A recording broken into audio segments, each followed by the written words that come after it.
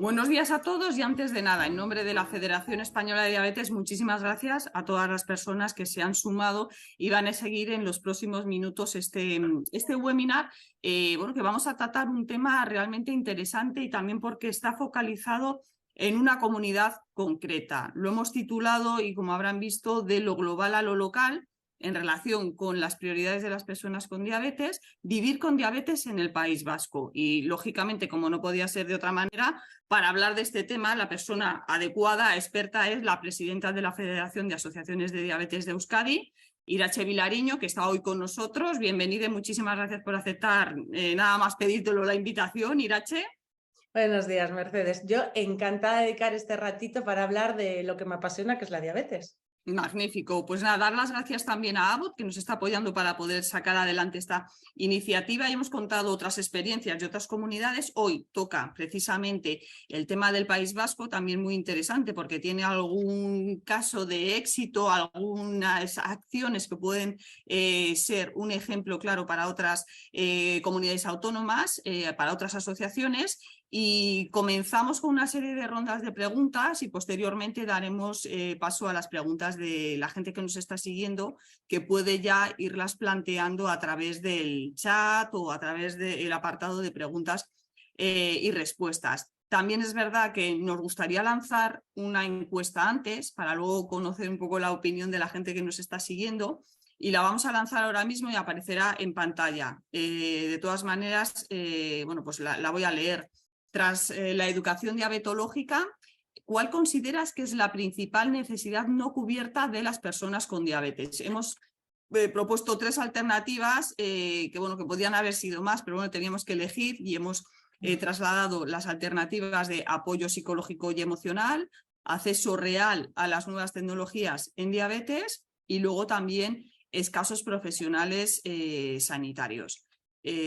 Pues sin más vamos a pasar también bueno, pues al debate, ¿verdad, Irache? Aunque es verdad que es importante comentar que, bueno, esta iniciativa se contextualiza dentro del proyecto de lo global a lo local, ¿vale? Un proyecto, un documento que hicimos y que vamos a pasar también a compartir en el apartado del chat por si la gente lo quiere consultar antes de nada. Y bueno, ya sí que comenzamos con esa primera propuesta de preguntas que habíamos analizado y por empezar a lo mejor la casa por los cimientos, ¿no? El tema del ámbito de la detección precoz, Irache. En el País Vasco, bueno, pues actualmente, bueno, y con el Día Mundial también se han puesto sobre la mesa más de 200.000 personas con diabetes, cerca de 70.000 incluso, que es quizás lo más grave, que todavía no se cuentan con ese diagnóstico, y realmente este retraso en el diagnóstico pues impide que la persona sea consciente de que tiene la patología y la pueda controlar adecuadamente. ¿Cómo se trabaja desde la Federación de Asociaciones del País Vasco para trasladar a la administración pública esta prioridad, que al final es una necesidad de calidad de vida para el paciente y familiares? Bueno, pues nosotros aquí en el País Vasco tenemos la suerte de contar con un consejo asesor en diabetes. Se creó en el 2006, si no recuerdo mal, en el cual que ahora mismo yo soy vocal y bueno, pues puedo señalar que se está trabajando para prevenir la formación a médicos y a enfermeras de atención primaria. Es un tema que se ha puesto encima de la mesa. Bueno, el poder ir médicos especializados en diabetes, endocrinos, enfermeras educadoras a diferentes ambulatorios y poder de primera mano explicar y formar quizás a una persona de todo el ambulatorio, pero por lo menos a alguien sobre diabetes, ¿no? De esta forma, una vez que el paciente llega a consulta, pues tener un referente con un programa bien estructurado a la hora de atenderlo, ¿no? Es decir, prevenir y sobre todo si tiene la enfermedad, lo que siempre decimos, ¿no? Tienes la enfermedad, pero este es el tratamiento. Hay una dificultad y es que en la práctica no hay profesionales para realizar esta tarea. Es decir, en el consejo asesor se plantea, se habla, se debate. A la mayoría, por no decir todos, nos parece estupendo esta idea y estamos luchando para ello. Pero aunque se ha valorado de forma positiva, estamos esperando a que se pueda poner en marcha porque Ahora habría que plantearse si esto se acepta, quién iría allí, qué pasaría en los hospitales, quién daría un poco respuesta a los pacientes que acuden a los hospitales, ¿no? O sea, queda ahí un poco esa balanza, pero bueno, se está por lo menos llegando o intentando llegar a ese consenso y bueno, creo que nos parece bien a todos. Ahora hay que ponerlo en marcha, a ver cómo y de qué forma. Has comentado el tema del consejo asesor. Aprovecho también un poco para preguntarte, a lo mejor luego surge, ¿no?, en las cuestiones, pero yo creo que ya que lo has dicho y bueno, pues seguir el hilo conductor, un poco hayas dicho realmente que tienes una presencia, que tiene la Federación de Asociaciones del País Vasco. ¿Cómo ha sido esa evolución? ¿Se cuenta realmente con la opinión? Es decir, no solamente que estés, sino que puedas dar una opinión y que luego sea introducida en las conclusiones. ¿Ahí cómo percibís esa relación a tres bandas de pacientes, bueno, representantes de pacientes, profesionales sanitarios y administración pública, por tu experiencia, Irache? Pues mira, yo creo que siempre digo el creo porque me falta como la otra parte, ¿no? De la relación de todo esto, que son el resto de comunidades, pero aquí la relación es buena. ¿Buena en qué sentido? Cuentan con nosotros. Una vez cada 2-3 meses tenemos la reunión. Las reuniones sí que tienen un orden del día, pero puedo participar, puedo añadir, puedo quitar, puedo comentar.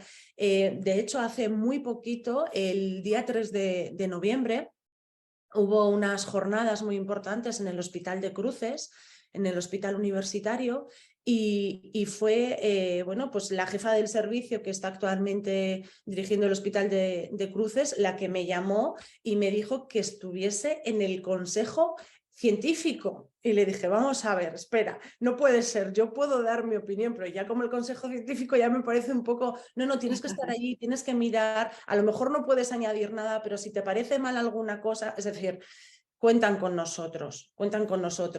Sí que es cierto que lo que yo percibo es que ponen mucha fuerza, son muy constantes, son muy sensibles a que las cosas funcionen, pero luego hay cosas que quedan ahí, es decir, que el consejo asesor llega hasta donde llega, ¿no? Hay que hacer un seguimiento, pero bueno, lo que dices tú es periódico, cuentan con vosotros, hay un orden del día y hay un... Sí, la verdad que yo estoy muy contenta. De hecho, el otro día conocí a la presidenta del consejo asesor, a Ana Bustinduy, y encantadora para lo que necesite. Es decir, ella hace todo lo posible para crear equipo y para plantear las cosas que realmente nos importan. Hace muy poquito estuvimos hablando, por ejemplo, del pie diabético, cómo intentar poner pues, esa figura en el equipo médico, pero es lo que te digo, que en el consejo asesor, aunque está muy bien y se llega a un consenso en muchas ocasiones, luego queda ahí, luego hay que trasladarlo Hay que seguirlo trabajando ahí. Claro. Muy bien. Dicho esto, ya, bueno, esta contextualización magnífica sobre el tema de vuestra presencia, vuestra labor, vuestro peso dentro del consejo asesor, y hemos previamente, ¿no?, iniciado el debate con el tema del diagnóstico precoz. Una vez que se produce ese diagnóstico, ¿no? Luego parece que el siguiente paso ya es el tema del control adecuadamente de la patología, pero hay un estadio quizás a lo mejor que queda en un punto gris, que es el tema del abordaje, el tratamiento, el apoyo emocional, psicológico, que en muchas ocasiones hablamos de él. Creo que ahora se está hablando cada vez más de él, pero que no quita para que volvamos a sacarlo de nuevo a la palestra, por decirlo de alguna manera. Como psicóloga experta también, creo que es importante comentarlo, ¿no?, que estás hablando desde la experiencia, porque eres psicóloga experta en diabetes. ¿Cómo valorarías también la asistencia que se proporciona por parte de la administración pública en relación al apoyo psicológico a las personas con diabetes? ¿Cómo de importante, lógicamente, consideras que es para afrontar de una manera óptima y positiva una vez que se ha producido el diagnóstico? Y luego también cómo se trabaje desde FADA este aspecto, porque yo creo que lo habéis puesto como una gran prioridad. Así es.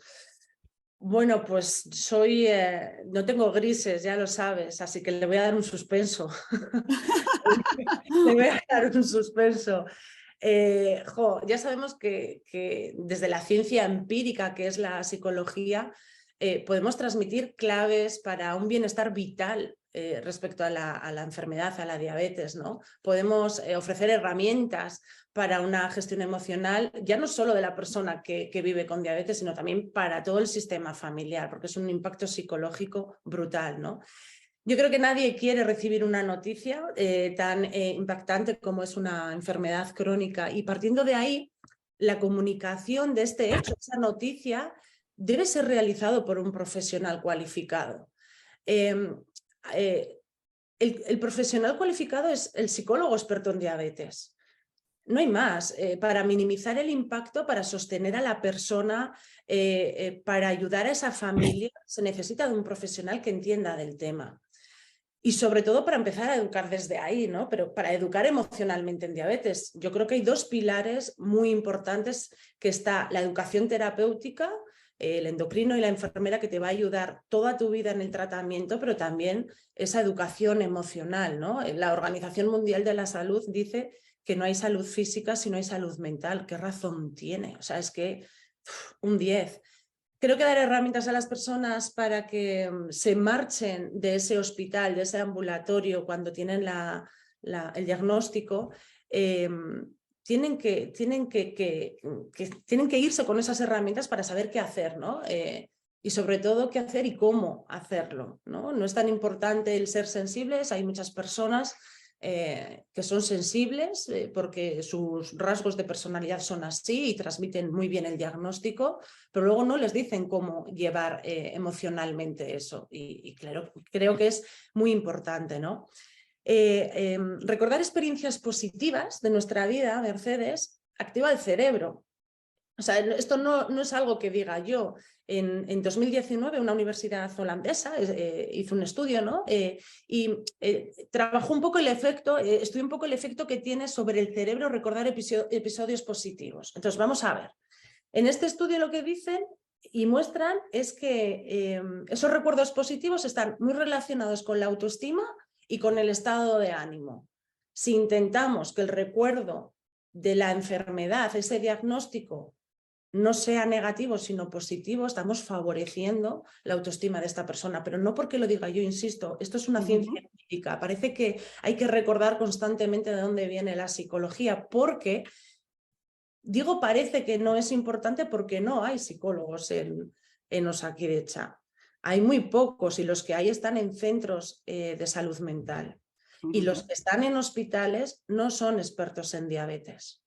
De hecho, yo no conozco en el equipo médico de Osakidetza a ningún psicólogo con o sin diabetes, o expertos o sin serlo. Esto es un problema grave de salud.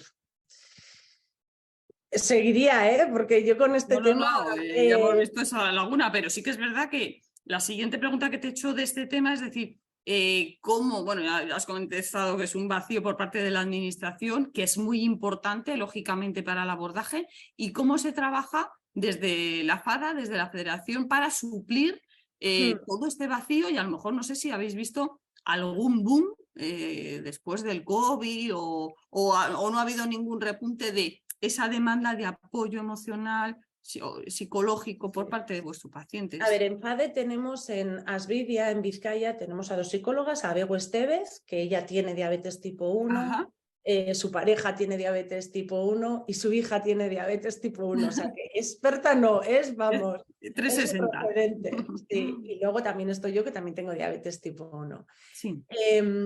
Damos un servicio, hacemos un apoyo psicológico, que son 3 sesiones que son gratuitas para los socios, y ahí nos encontramos absolutamente de todo, desde debut recientes de diabetes tipo 1, que en realidad vienen los padres, los aitas, desesperados. Pero la palabra es, desesperanza, porque entienden, fíjate, entienden que al no haberles ofrecido el servicio desde Osakidetza, entienden que no es un aspecto importante, entonces se culpabilizan, dicen, bueno, si a mí me dicen que, o a mi hijo nos dicen que tiene un diagnóstico y no nos tratan psicológicamente o no nos ofrecen la posibilidad de estar atendidos emocionalmente, José, que tengo que ser yo fuerte, ¿no?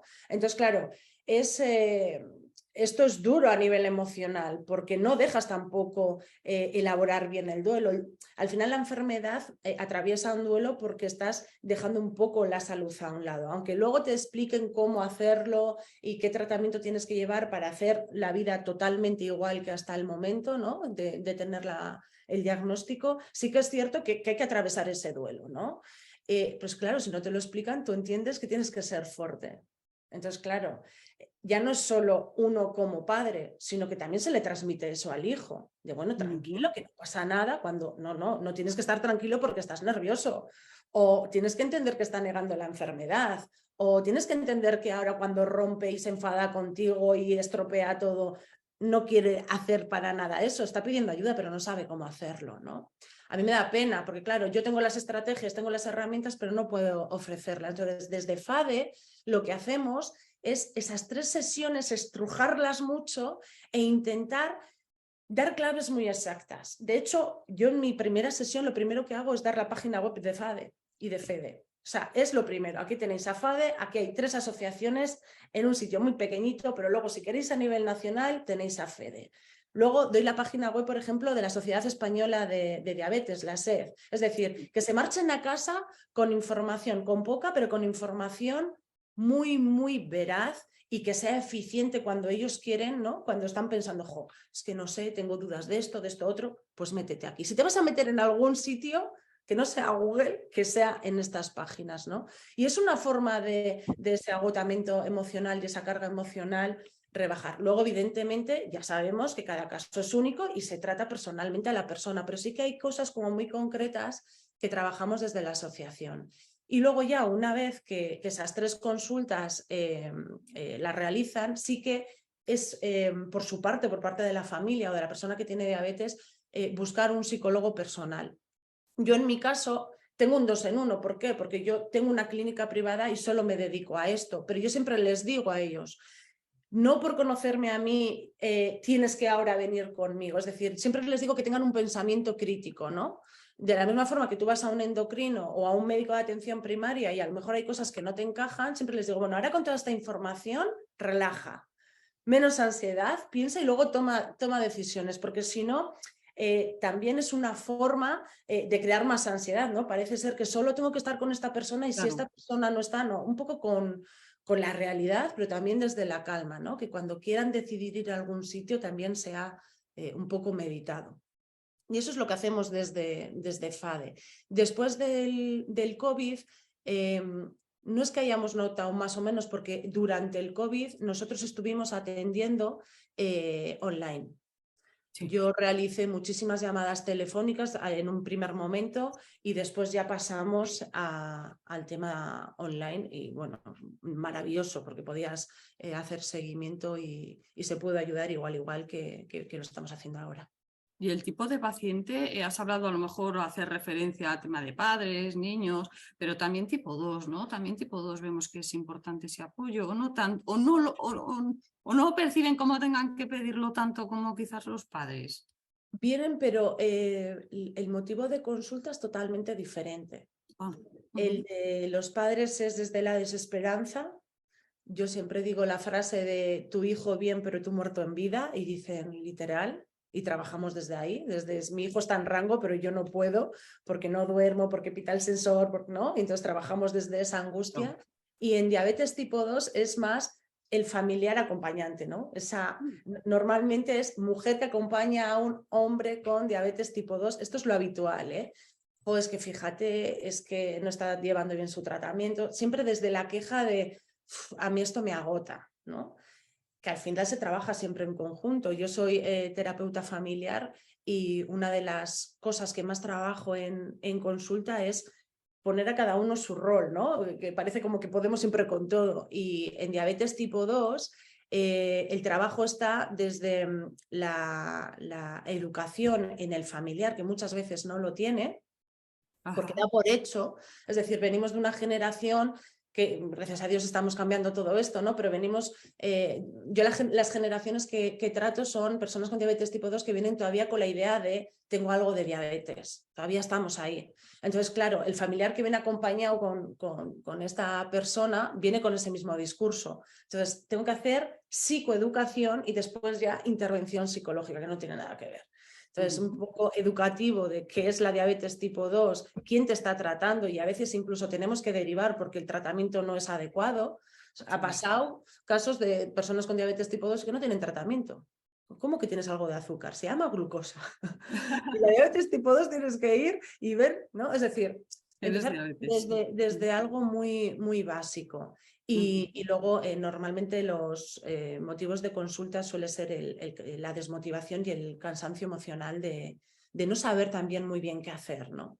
Del recorrido de la patología, a lo mejor después de tantos años o unos años. Sí, se quedan como si no supieran. Digo, pues llevas toda la vida con esto, sabes lo que tienes que hacer. No, no sé, un poco desde el enfado, ¿no? De ya no aguanto más, no quiero más.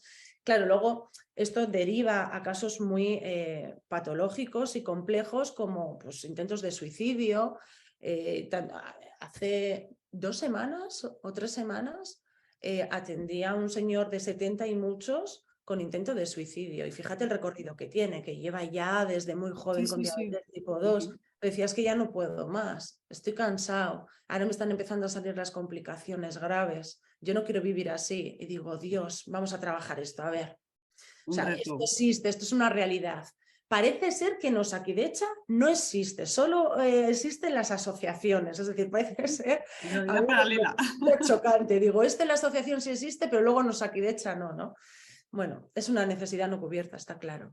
Magnífico, pues muchísimas gracias también y poner sobre la mesa esta realidad que a veces no se habla, pero existe. Existe. Has comentado también algo muy importante, el tema de la educación diabetológica, algo de lo que siempre hablamos, algo de lo que siempre, lógicamente, en las charlas, en los webinars abordamos, porque es una necesidad, como tú muy bien has comentado, no cubierta, una de las principales. Y tras el debut y también durante el desarrollo de la patología, es importante esa formación, el poder tener las herramientas para poder, lógicamente, empoderar o formar al paciente. ¿Cómo está esa situación en el País Vasco? Es decir, se cuenta con esos profesionales también capacitados, no solamente capacitados sino el volumen necesario para poder atender a esos más de 200.000 personas con diabetes que hemos comentado antes y bueno, un poco a lo mejor desde la asociación qué reivindicaciones están haciendo, pues sí, la situación no es la más óptima, reivindicar que se mejore porque es la clave, claro, es la clave. Bueno, pues estamos en un momento crítico. Falta personal. En los hospitales, las enfermeras, yo las llamo con cariño, las llamo rasas. O sea, yo a mis enfermeras educadoras que las amo, le digo, todavía seguimos siendo educadoras rasas, enfermeras rasas, y dicen, voy, me jubilaré así, ¿no? No vienen formadas. Entonces, bueno, la enfermera llega al hospital, hace su trabajo como buenamente puede, pero no tiene formación en diabetes. Es una enfermera, insisto, rasa. Se les contrata, en el propio servicio van aprendiendo gracias a los compañeros y a las compañeras que quitan horas de su trabajo, de atender a pacientes para formar a estos nuevos compañeros. Y fíjate cómo está la situación, que nosotros desde Asvidia colaboramos estrechamente con estas enfermeras y con estos endocrinos y vienen a la asociación, creo que es un día a la semana, creo que son los miércoles, no recuerdo muy bien, que dan ese servicio, ¿no? Las enfermeras van a la asociación y de forma personalizada atienden, me da igual, yo qué sé, el etiquetado, hidratos de carbono, lo que sea, lo que la persona en ese momento necesite y les ayuda, ¿no? Ahora mismo en la asociación no podemos contratar a ninguna enfermera educadora en diabetes de pediatría porque no hay formada. Si algo vamos a dar en nuestra asociación es gente que esté formada, no hay.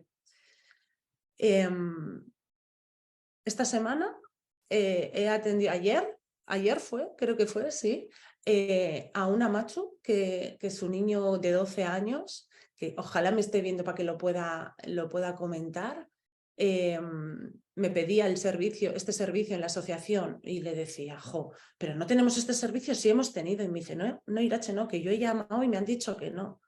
Y digo, es que es verdad, claro, tenemos de adultos, no tenemos de pediatría porque es que no están formados. Es decir, ahora nosotros, cuando digo que es crítico, es una situación crítica, es porque ahora ya nosotros también no podemos ni tan siquiera ofrecer ese servicio. Claro. Que es complicado. Luego se están jubilando. Entonces, todos los que hemos tenido suerte de estar con Paloma, de estar con Yolanda, de estar con las enfermeras de aquí, con Itziar Landajo, con Merche, esa promoción ya no está. Y las que vienen no están formadas. Entonces tenemos un problema real porque tú estás frente a una enfermera que sabe menos que tú. Sí, eso es crítico, claro. Esa es una realidad. Y ya no me quiero ni imaginar en pediatría. Exacto. Pues otro de los grandes retos que tenéis entonces, ¿no? En el País Vasco, Irache. Sí, es un problema. De hecho, bueno, ya hace poquito he estado con una endocrino de Urduliz y me decía, ¿qué vamos a hacer? Me lo decía ella a mí, ¿qué vamos a hacer? Pero ¿de verdad saben en la situación que estamos? Digo, pues yo no sé si serán muy conscientes o no, yo lo intento. Ya sabes que hace poquito he estado en Madrid con la consejera de Sanidad del País Vasco y he intentado preguntarle a la cara, Gochone, ¿para cuándo enfermeras educadoras en diabetes? No me ha contestado. Me ha contestado y me voy contenta con, a lo mejor tenemos una reunión. Bueno, me voy contenta a medias, porque por lo menos me ha contestado y sé lo difícil que es llegar ahí. Yo me quedo con la idea de que hay que trabajar desde abajo. Yo agradezco a todas las enfermeras rasas que se están convirtiendo en enfermeras educadoras en diabetes por su sensibilidad y su pasión, no porque se lo pongan fácil, porque es así, es una realidad. Me gustaría decirlo de otra forma, pero como yo no tengo grises, pues así lo cuento porque es la realidad. No tenemos gente que nos eduque como necesitamos, que es un programa bien estructurado y que el mensaje, como siempre digo, que todos digan lo mismo. Y aquí no todos decimos lo mismo porque ni tan siquiera está el programa estructurado. Entonces, pues tenemos un problema y es así. Sí, de hecho, un poco, Irache, el tema importante, claro, es esa educación para adelantarnos y lo que has comentado de este caso, ¿no? Por ejemplo, evitar esas complicaciones, unas complicaciones que se podrían realmente prevenir, unas complicaciones luego que a nivel nacional generan unos 2.000 millones de gasto sanitario. Y luego hay diferentes herramientas, aparte de la educación diabetológica, otra de las grandes acciones, caminos, vías que estamos viendo, ¿no? Que se están irrumpiendo y teniendo unos muy buenos resultados, como es el control a través de las nuevas tecnologías. Esto también, lógicamente, hay que individualizar, ¿no? Y personalizar a quién va dirigido, pero está beneficiando mucho y quizás a lo mejor la administración pública podría ver que también es una gran herramienta siempre y cuando se cuente con esa formación, esa educación. Es consciente también de que, bueno, de hecho también sois pioneros en el País Vasco, ¿no? En la introducción de una serie de innovaciones, pero se es consciente de que no es un gasto, sino todo lo contrario, una inversión y que luego al final puedes ahorrar para invertir en, por ejemplo, educadoras, que me estás diciendo que hay nada, o sea, algo realmente grave. A mí, es que a mí me sorprende que la administración pública no revise esos datos y si los revisa, no sé qué hace con ellos. O sea, por un lado yo creo que no quiere escuchar en detalle cómo podría reducirse el gasto sanitario. Fíjate, no quiere escuchar, porque es que si no, no lo entiendo. Porque si escucha y revisa los datos, no entiendo por qué esto no... Vamos a ver, yo pongo dos ejemplos, una persona A y una persona B. Una persona A que tiene diabetes con un tratamiento individualizado y personalizado. Esta persona, ¿qué hace? Reduce ingresos hospitalarios. Esta persona reduce llamadas telefónicas, llamadas al 112 en 1000 situaciones que se pueden dar. Reduce medicación psicológica por no tener un buen tratamiento, por tener un buen tratamiento de la diabetes. Reduce posibles complicaciones crónicas. Esto es una persona con un tratamiento individualizado y con tecnología que va acorde a actual, ¿no? Que siempre estamos hablando de nueva tecnología, pero es que nunca llega, ¿no? Y que cuando llega, pues de esa forma, vale. Y luego tenemos una persona B, que tiene diabetes, pero sin un tratamiento individualizado, aumenta los ingresos hospitalarios, aumenta esas llamadas telefónicas, esa llamada al 112 por urgencias, por lo que os comento, por 1000 situaciones que pueden ocurrir. Evidentemente van a aumentar los psicofármacos, porque no está bien atendida, porque se siente culpable, porque se siente mal, porque se siente no, porque es que en realidad está mal, es que es un sentimiento real, ¿no? Todo esto aumenta además las complicaciones en la diabetes y es el resultado de mayor gasto.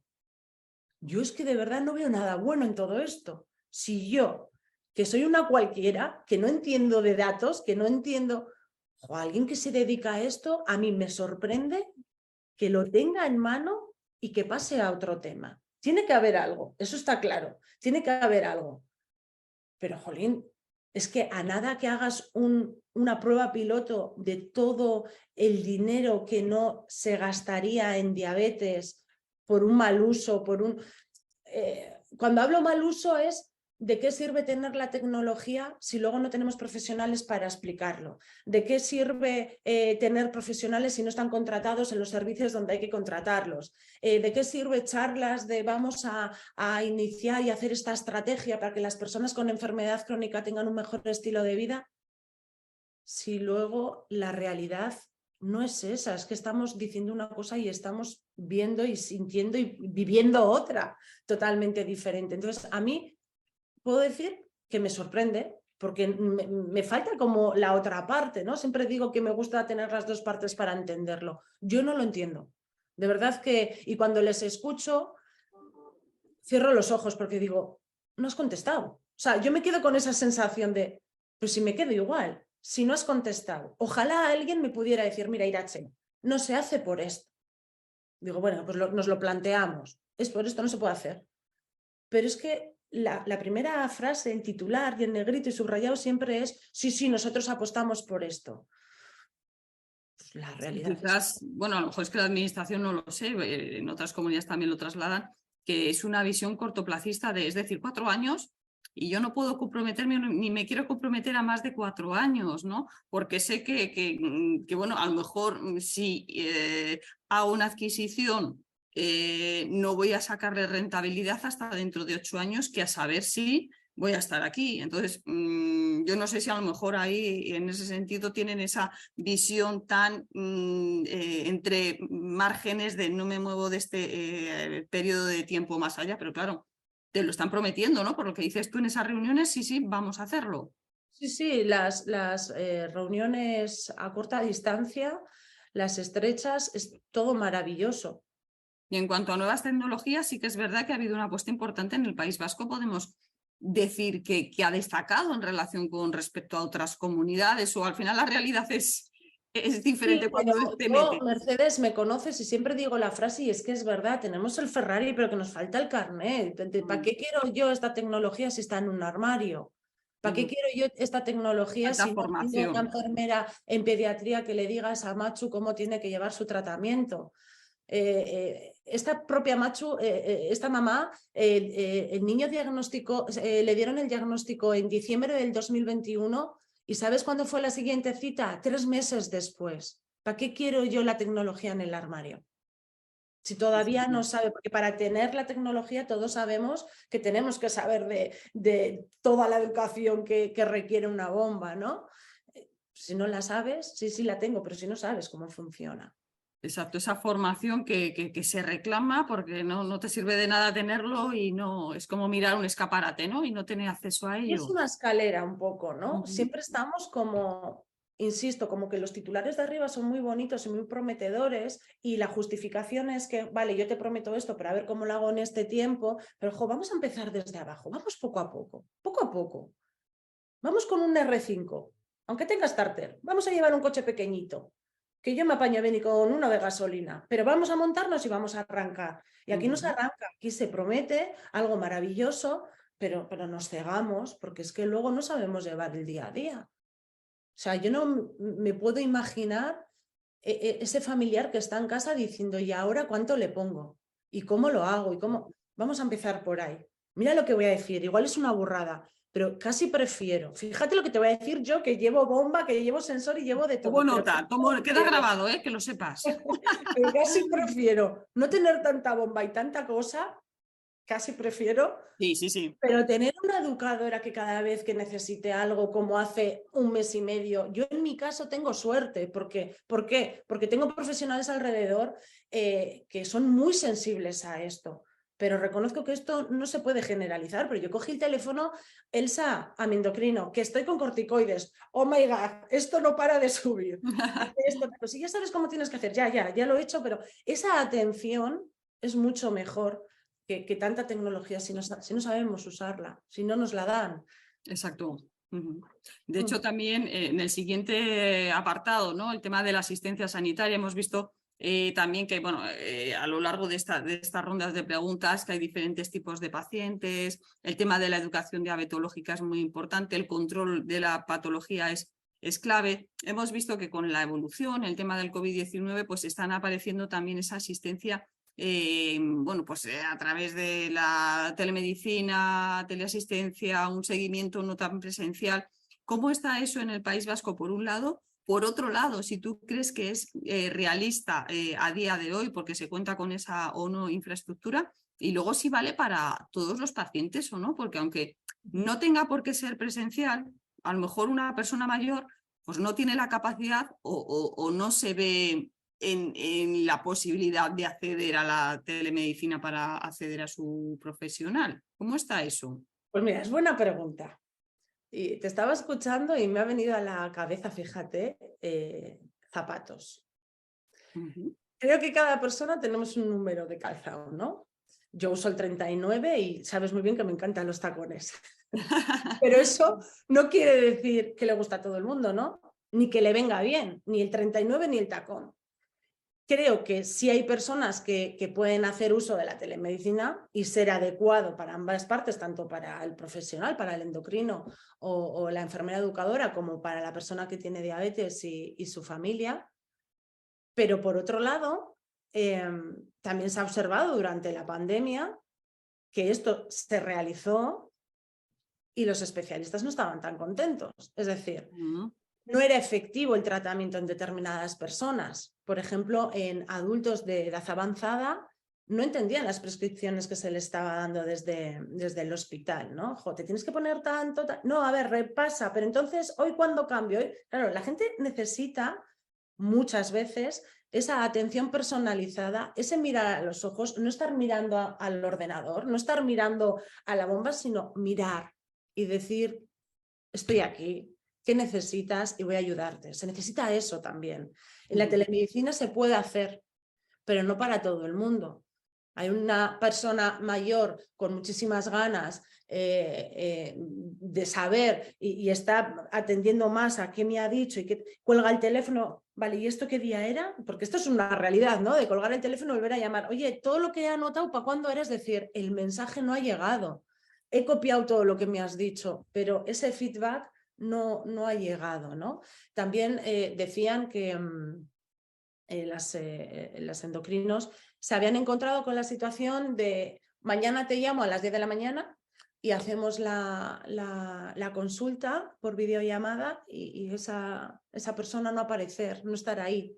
Claro, esa persona no aparecer, no estar ahí por X motivos significa paso al siguiente y luego vuelvo a llamar al primero. Pero es que el segundo, cuando casualidad pasa lo mismo, es paso al tercero y el segundo y el primero, tiempo que no hay. Porque si ese tiempo yo lo estoy reduciendo porque voy a formar al profesional que no tengo formado y además voy a ir a los ambulatorios y a otros centros a explicar a esas enfermeras qué es la diabetes y además yo como endocrino y enfermera quiero seguir bueno, pues trabajando en mi trabajo real, en mi oficina y atendiendo a pacientes, pues ya me dirás tú cómo se hace. Es decir, es más trabajo, menos tiempo, menos atención, menos calidad. Entonces creo que es relativo. Claro, si ponemos el ejemplo de una llamada rápida de una persona que totalmente es muy eficaz, que es muy Claro. receptiva y totalmente de acuerdo, pero por eso creo que bueno, que el calzado está bien, ¿no? Saber que cuando salimos a la calle no vamos en zapatillas de casa. Entonces hay que saber que hay mucho calzado, pero hay que saber en qué lugar llevar qué calzado, ¿no? Y aquí igual la telemedicina está muy bien, pero creo que hay que saber a qué personas exactamente le viene bien eso. Y eso es todo un estudio y es más tiempo.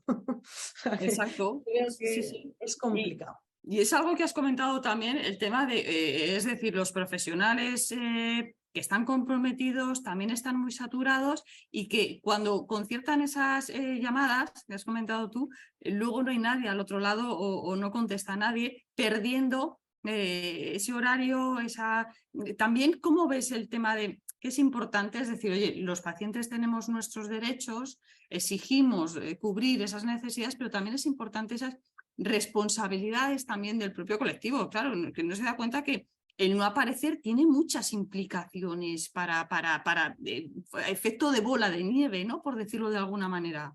Yo, de hecho, y este es un tema que se ha hablado en el Consejo Asesor aquí en el País Vasco, que debiera de haber un acuerdo, un pacto de trabajo entre el paciente y el especialista. Primero porque todos somos conscientes de la realidad, entonces no podemos pedir lo que no se puede dar. O sea, basta ya de quejarse de quiero, cuando luego en realidad el esfuerzo que se está haciendo es sobrehumano para hacer esas llamadas, por lo que cuento que hay detrás. Y claro, siempre tendremos al personal. Yo he estado en esa época muchos años de queja, ¿no? No, es que es mi derecho, es que me tienen que llamar, es que tal, es que yo quiero mañana cita. Ya, pero es que la realidad es otra, eso es lo ideal. Pero tenemos que coger el camino del medio. Y el camino del medio es que si no vas al hospital y tienes la suerte de que te den, y digo suerte porque no en todos los sitios sucede esto, de que te den una llamada, una videollamada, estar ahí y ser consciente de que la atención debiera de ser lo más parecida que si estuvieras en el propio hospital. Yo creo que tendría que ser Ya, así. ya has dicho el contrato entre un médico y un paciente, es decir, tienes Sí, que cumplir, pero tanto el profesional como sí. luego también el paciente es bueno, pues yo creo que ya se ha planteado, pero que es una idea interesante, ¿no? Para que vean que todo tiene implicaciones, el no acudir a una y sin Yo avisar, lo claro. hago, todas las consultas que hago, yo lo hago todo online. Hasta hace muy poquito estuve 15 años trabajando de forma presencial en consulta, ahora lo hago todo online y yo tengo un contrato terapéutico. Es decir, si yo no vengo, te voy a avisar con tiempo, si tú no vienes, avísame con tiempo. En el momento que no hagamos eso, estamos haciendo perder a la otra persona su tiempo, que es tan valioso. O sea, me parece muy injusto, inhumano bueno, que llame a otro. No, perdona. Vamos a ser conscientes del trabajo que se está dedicando a ti y si queremos una atención individualizada, también yo creo que tenemos que ser responsables. O sea, son un poco también los valores, ¿no? De trabajar esos valores, ¿no? De esa responsabilidad, ¿no? Exacto, estamos hablando ahora, ya hemos terminado la ronda de preguntas, pero sí que es verdad, hablando de todo esto, ¿no? La importancia de participar luego, claro, de ser activo dentro de lo que sería la toma de decisiones del propio tratamiento, pero ser corresponsables, lógicamente. Pero para esto también, dentro del manifiesto del Día Mundial, fue uno de los grandes derechos que se reivindicaban, ¿no? El que el paciente pudiera participar, ¿no? En la toma de decisiones. Pero por lo que nos has dicho, Irache, y a lo mejor en el País Vasco, para que eso pueda ser real, el paciente tiene que estar informado, tiene que estar formado y en muchas ocasiones ni lo está. Incluso el propio profesional no tiene tiempo para formarla, entonces no puede participar realmente en cuál es el tratamiento consensuado con el profesional sanitario más adecuado para mi tipo de diabetes. Es una barrera, ¿no? Al final es la coletilla que se muerde la cola, ¿no? ¿Sabes lo que pasa? Que haciendo un poco resumen de todo, yo creo que en el Día Mundial, que hicimos también aquí, teníamos a enfermeras que estaban jubiladas y eran prototipo de enfermeras ideales, pero eso no existe.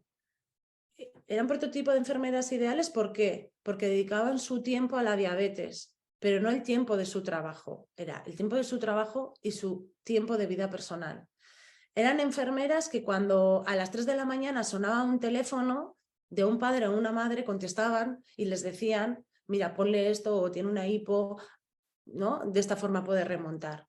Eso ahora no existe y también creo que es justo que no exista. Es decir, todo el mundo tiene derecho a tener su horario de trabajo y luego tener su vida laboral, personal. ¿Qué pasa? Que lo hemos dado como algo normativo, ¿no? Yo llamo a mi médico a cualquier hora de la mañana y me contesta. Y fíjate que te estoy hablando en el mejor de los casos, porque cualquier persona que me esté escuchando ahora dirá, joder, qué suerte, porque yo en el horario laboral llamo y ni tan siquiera me contestan. Y a vosotros os contestan dentro y fuera. Hace unos años sí teníamos ese prototipo de enfermeras aquí, que eran increíbles. Se jubilan y ahora no tenemos ni eso ni lo normal, que es ni tan siquiera que te cojan. Entonces, claro, por eso digo que estamos en una situación crítica, ¿no? Porque hemos vivido una época dorada preciosa y ahora estamos en el desierto más absoluto. Yo recuerdo al doctor Martur cuando yo debuté con 13 años que me dijo, Irache, no me lo dijo a mí, se lo dijo a mis padres, le dijo, mira, no va a haber mejor doctor que su propia hija. Y yo le miraba a mi madre como diciendo, este doctor está trastornado, ¿qué dice? Y espero que sea él mi mejor doctor más que yo, ¿no? Y ahora le entiendo, porque ellos para saber se han tenido que formar muchísimo. Nosotros sabemos mucho más que ellos en la vida, en cómo hacer, en la práctica, pero les necesitamos. O sea, yo cada vez que voy a congresos y les escucho digo, madre mía, todo lo que hay aquí detrás de la diabetes, no sabía yo que había tanto, ¿no? O sea, les necesitamos. Y bueno, y eso creo que tendríamos que saberlo todos, ¿no? Que la diabetes no es tan fácil, que es una enfermedad crónica muy complicada, que se necesita apoyo psicológico, que se necesita un equipo multidisciplinar y que se necesitan las asociaciones para que todas esas necesidades no cubiertas por parte de Osakidetza en este caso, pues bueno, se le puedan ir dando salida poquito a poco. Que estáis en ello trabajando, Irache. Vamos a comenzar ya las preguntas. Nos ha llegado alguna también vía email, sobre todo de lo que has comentado, el tema de nuevas tecnologías. Y esta persona quiere conocer tu opinión sobre si consideras que las nuevas tecnologías contribuyen a mejorar la adherencia al tratamiento, que en diabetes, por lo que nos traslada, debe de ser bastante bajo. ¿Tú crees que contribuyen a que haya un mejor control, una mejor adhesión al tratamiento? Mira, no es que lo crea yo, es que los estudios así lo demuestran, ¿no? Cómo va bajando la hemoglobina, cómo se está en rango y por lo tanto se reducen esas complicaciones a futuro.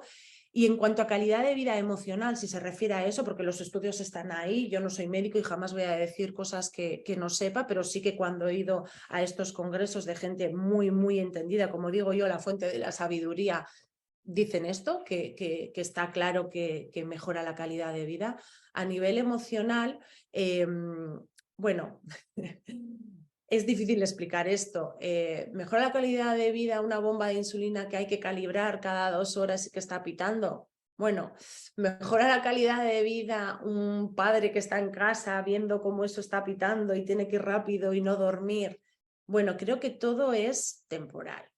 Creo que sí que mejora la calidad de vida, pero que al principio, pues como todo, cuesta. Y que habrá momentos en los que podamos estar muy motivados con esa nueva tecnología, con esos dispositivos, y habrá otros que no.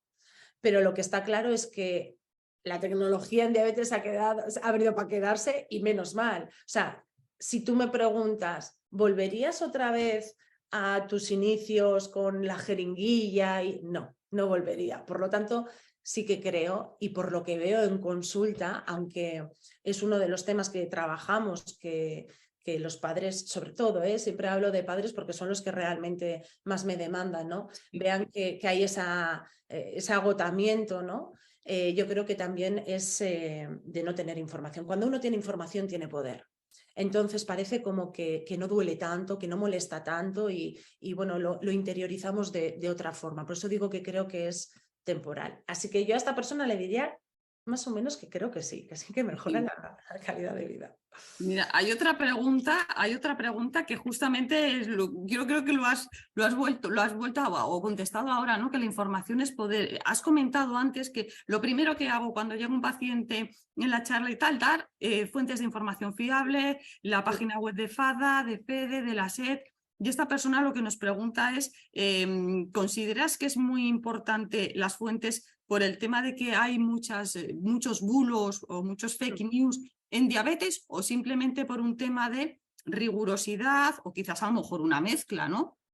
Mira, me encanta esta pregunta. Estoy cansada de recibir a gente que me dice, no, es que he visto esto en Instagram, no, es que he visto esto en YouTube, no, es que he visto esto, sobre todo en grupos de Facebook. Y le digo, vale, ¿de qué forma te ayuda a ti ver cómo una persona se está quejando porque le acaban de decir que su hijo tiene diabetes, pero no te está diciendo cómo manejar eso? No te ayuda en nada.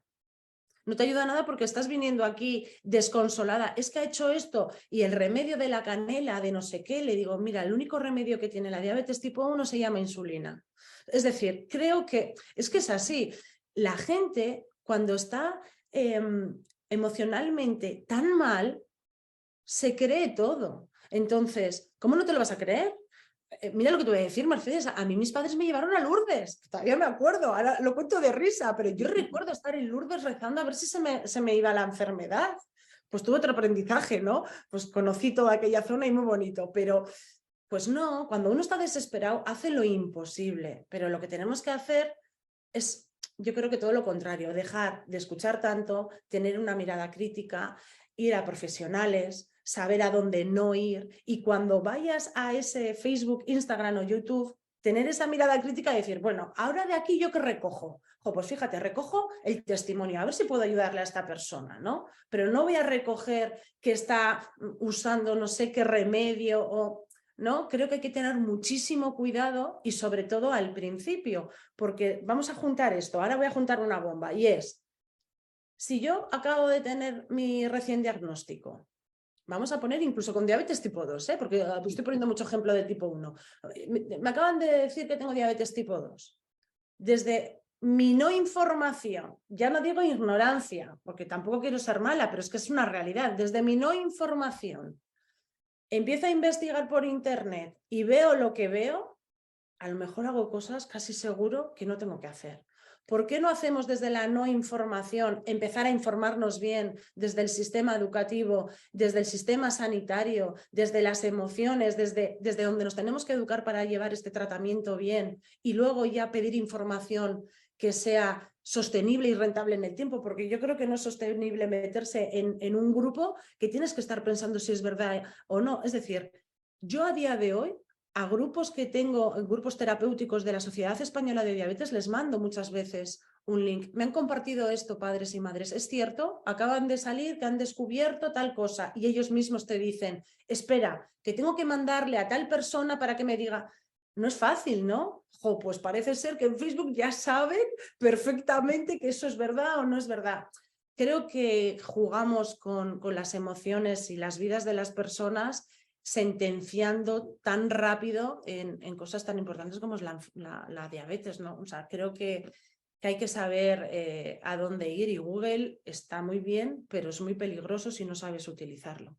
Y justamente, Irache, nos quedamos con ese mensaje, pero justamente la siguiente viene, parece que este tema ha gustado, ¿no? El tema de qué papel juegan las redes sociales dentro de lo que sería en diabetes. Es decir, hemos visto la parte no negativa, pero sí peligrosa, pero puede, o consideras que puede jugar un papel importante a lo mejor en el tema, no de prescribir, desde luego que no, pero a lo mejor de intercambio, de Sí, desahogo, totalmente. ¿cómo ves que ese papel, ahora la parte positiva de redes Y mira, sociales? la parte positiva hay muchas. A ver, yo siempre voy a la prevención, ¿no? Prefiero que la gente se quede con el mensaje de voy a tener cuidado y cuando tenga esa mirada crítica, luego ya saber dónde puedo quedarme, ¿no? Hay 1000 sitios donde te puedo derivar ahora mismo el Yeti azucarado, la Travadelo, Don Sacarino, Iñaki Lorente Sí, de sí, hombre, por supuesto. psicología. O sea, 1000 sitios, claro que sí, que nos dan muy buena información. Pero creo que dentro de esa escalera que comento, creo que no debe de ser la primera. Y yo cierro los ojos y si yo soy madre y me acaban de decir que mi hija tiene diabetes y estoy en esa sala de hospital, te prometo, Mercedes, que lo primero que voy a hacer es sacar el móvil y preguntar sobre diabetes, porque lo voy a hacer. Y creo que es un peligro meterse y sin saber hacer caso. Entonces, está muy bien, yo soy la primera que tengo redes sociales, pero no es lo primero que doy. Lo primero que doy, lo que he dicho al principio, vuestra página web, la página de la SED, es decir, páginas que ellos vean de verdad que se pueden fiar, no de mí porque me acaban de conocer, si no saben ni quién soy. Y luego ya, evidentemente, ya se va derivando, pero ya más con un criterio, porque si no, hacen a rajatabla lo que se les dice y no, vamos, para nada. Cada uno tiene que ser súper autónomo y responsable de lo que hace, ¿no? Que luego ahí también vienen esos conflictos de he ido al endocrino y me ha dicho esto y me enfado con el endocrino porque, bueno, pues vamos a abrir un poquito el foco, ¿no? No todo lo que nos dicen a lo mejor tenemos que hacerlo. Igual también podemos hablar con, ¿no? Ser pacientes activos, Alternativas. lo que hablamos, ¿no? Y una última pregunta, ya entramos en los últimos 5 minutos. ¿Consideras que debería recetarse el asociacionismo? Entiendo que a lo mejor desde administración, profesionales sanitarios, danos tu opinión. Pues nosotros lo hacemos, así que mira si me parece interesante. Nosotros nos acercamos directamente a los hospitales, llevamos allí carteles del Día Mundial, les damos las tarjetas de la asociación y las enfermeras lo primero que hacen, según reciben el diagnóstico, lo primero que hacen es decirle a esa familia que vayan a la asociación. Por lo menos en Asvilla es un trabajo que se hace desde hace muchos, muchos años. Para que sepan que según salgan de ahí ya tienen ese primer apoyo. Luego ya queda ese trabajo, ¿no? que tenemos que hacer pues para que la persona realmente venga, darle su tiempo, que cada uno tiene su ritmo y es muy respetable, pero yo creo que es que sin eso, ¿cómo llegan? Es muy difícil llegar a una persona que le acaban de dar un mundo totalmente nuevo, que no sabe nada. Volveríamos a lo que acabamos de comentar de entrar en Google, ¿no? Y es difícil. Creo que tiene que ser desde ahí, vamos, sí. Es más, voy a rizar el rizo. Creo que los jefes de servicio de endocrinología debieran de tener en su protocolo anual que las enfermeras y los endocrinos pasen por las asociaciones a los campamentos o a las actividades o a las jornadas. Cada asociación nos enfocamos igual un poco más en una cosa dependiendo de la población que tengamos, porque ahí es donde se aprende. Bajando con pico y pala, ¿no? Por decirlo de alguna manera. Muy bien, Irache. Antes de esa recomendación final que nos gustaría también que compartieras con nosotros, hemos propuesto al inicio de del webinar una encuesta. Entonces sí que me gustaría también que pues se conectara ahora con nosotros María Aceituno, que está aquí como responsable de comunicación, y nos diga un poco también pues esa votación mayoritaria por cuál se han decantado. María, cuando quieras. ¿Estás mutada? Ahora, tras la educación diabetológica, los asistentes han votado que la principal necesidad no cubierta son los escasos profesionales sanitarios. Y luego eso ha sido con el 50% de los votos y después le siguen empatados el apoyo psicológico y emocional y el acceso real a las nuevas tecnologías. Fenomenal, María. Muchísimas gracias. ¿Te sorprenden los resultados, Irache? No me sorprende. Además, que yo creo que lo primero que has dicho tú en la ponencia, no hay profesionales. Yo tengo una opinión un poco más tajante, pero no me sorprende porque, a ver, opino casi lo mismo. Yo lo único que cambiaría es, evidentemente, como psicóloga, ¿qué voy a decir? ¿No? Que lo primero el apoyo psicológico, pero voy a razonarlo, ¿vale? No es porque quiera vender mi libro, ni mucho menos, sino porque creo que, y así lo demuestran los estudios, que si se da una buena información desde el principio, si el acogimiento, si el sostener a esa persona desde el principio es adecuado, de una forma sensible, cercana, todo lo demás fluye de otra forma. Entonces, de nada sirve las otras dos cosas si empezamos mal. Insisto en este ejemplo visual de la escalera, que si empezamos bien desde el principio, todo es como más llevadero. Más que nada por eso, pero evidentemente necesitamos profesionales. Magnífico, Irache. Has dado un mensaje, varios mensajes clave, este también, pero sí que es verdad, nos queda un último minuto que sí que me gustaría, de todo lo que has dicho, ya sé que es imposible resumirlo todo, pero si tuvieras que elegir, oye, me gustaría que la gente que me está escuchando se quedara con esto. ¿Cuál sería ese mensaje final de, por favor, tened presente esta prioridad? Pues hace unos días me escribió Javier Urra que creo que le conocéis todos, que es un psicólogo muy conocido, y decía, me escribió un mensaje muy bonito y me decía que la psicología se esfuerza por entender lo que es único y particular. Y según escuché eso, yo solo pensaba en la diabetes, ¿no? Digo, ojo, no puedo estar más de acuerdo con él, pero sobre todo cuando nos referimos a diabetes, ¿no? Que tenemos que mirar con esas gafas de forma único y particular, y seguramente que todo cambiaría. Si nos olvidamos de ese constructo como tal, de esto es la diabetes y esto es lo que tienes que hacer, si lo desmontamos y vamos a lo particular, estoy convencida de que las cosas cambiarían muchísimo. Magnífico, pues nos quedamos con ese mensaje, ¿no? De más de mirar de fuera adentro y no tanto de dentro a fuera. Irache, y ha sido un placer estar contigo esta hora. Podríamos estar más, sin duda, sin duda.